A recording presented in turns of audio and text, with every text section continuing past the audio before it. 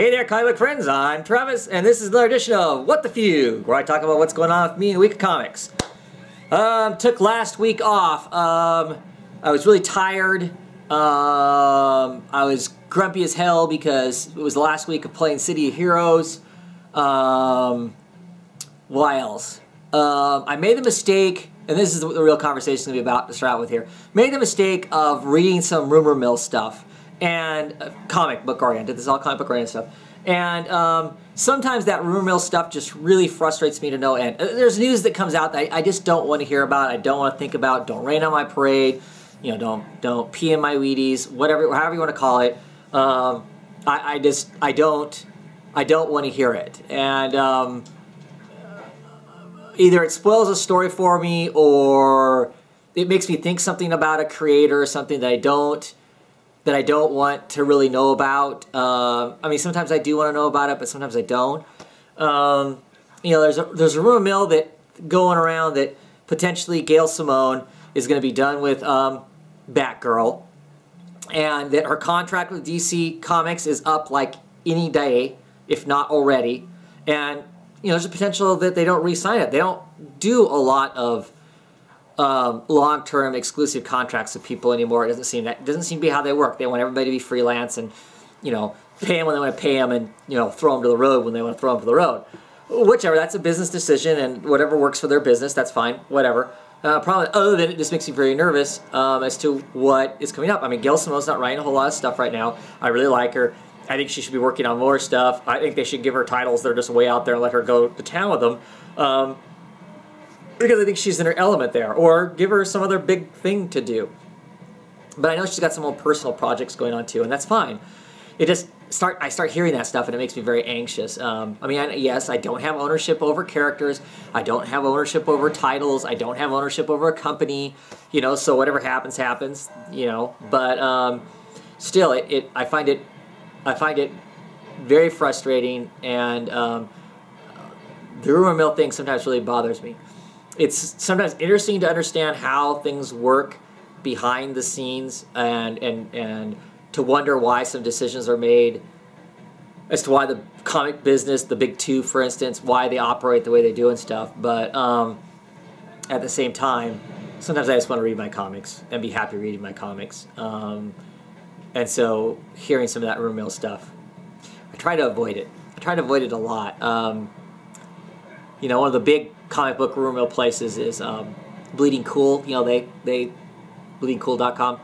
They put out all kinds of rumor millish kind of stuff and whatnot, and he said, she said, whatever. You know, they're as much of a gossip rag as they are an actual give you any news kind of a rag. So that site I go back and forth on. Sometimes I really like it. It has interesting stuff and interesting perspective, and sometimes it just drives me crazy because, you know, they find out a piece of information that maybe the company's not ready to release or talk about because they want to do a better job of it, or something, and they choose to, you know, to spoil it, to expose it, to throw it out there beforehand. And sometimes I think that takes away from the whole comic book thing, the whole joy that goes on there. Anyway, there's that. I had just read that last week, and it irritated me enough that I didn't want to do another fanboy rant, pissed off thing. Plus, like I said, I was just tired and really wasn't with it. So there was that. That's something that's been going on with me in my comic book world. The other thing is this week there were two more new Marvel Now books that came out. I'm trying to decide whether or not I want to go to the local chain store and buy them. That's Avengers #1 and Thunderbolts #1.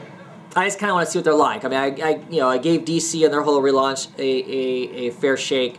I'm trying to do the same thing with the Marvel, because I haven't been much of a Marvel reader, so I'm trying to do a little more of that just to see what's there and make sure I'm not missing anything. I like Marvel characters. There's just things about the Marvel's approach to the industry that bug me sometimes. Kind of interested to pick up Thunderbolts just to see what kind of a train wreck that is going to be, just because of the characters that are involved. There's just no way in hell any of those characters should be team players, and yet they're putting them on a team, so what's that going to be like?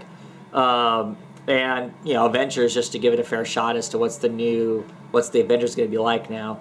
You know, back in the day, I did used to collect some Avengers. Yeah, this might be a place to jump on at, just to see what it's like.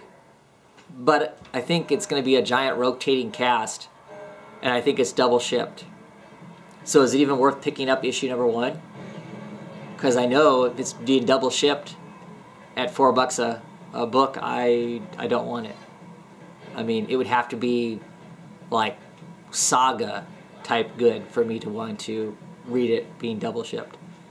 And I can't envision it being that unique of voices to be Saga-like for me to be picking that up. What do you guys think? I know some of you already picked up, like the Avengers and whatnot. I haven't heard anybody saying they're actually going to pick up Thunderbolts.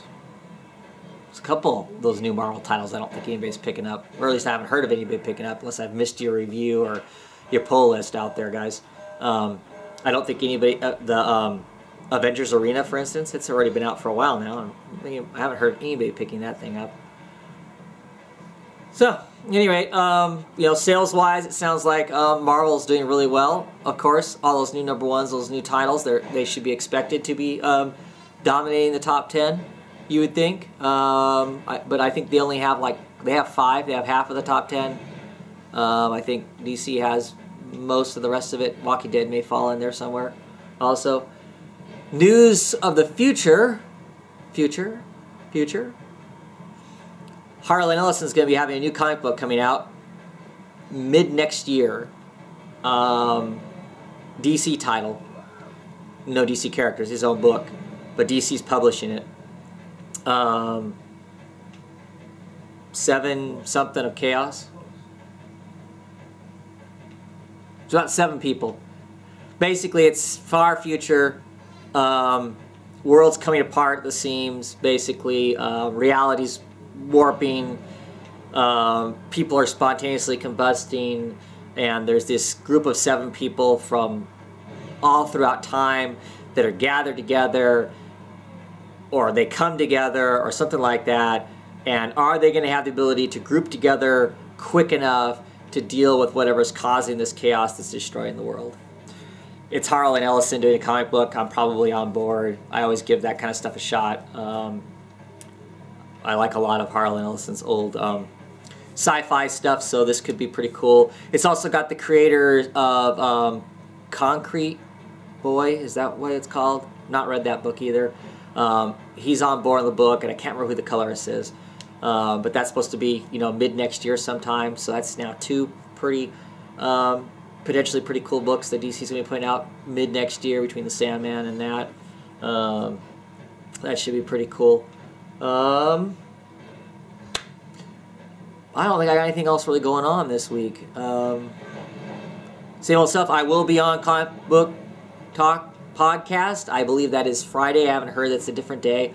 But then I haven't watched videos the last couple days, so if I'm wrong, it's the next day. But I will be there. I don't have anything going on.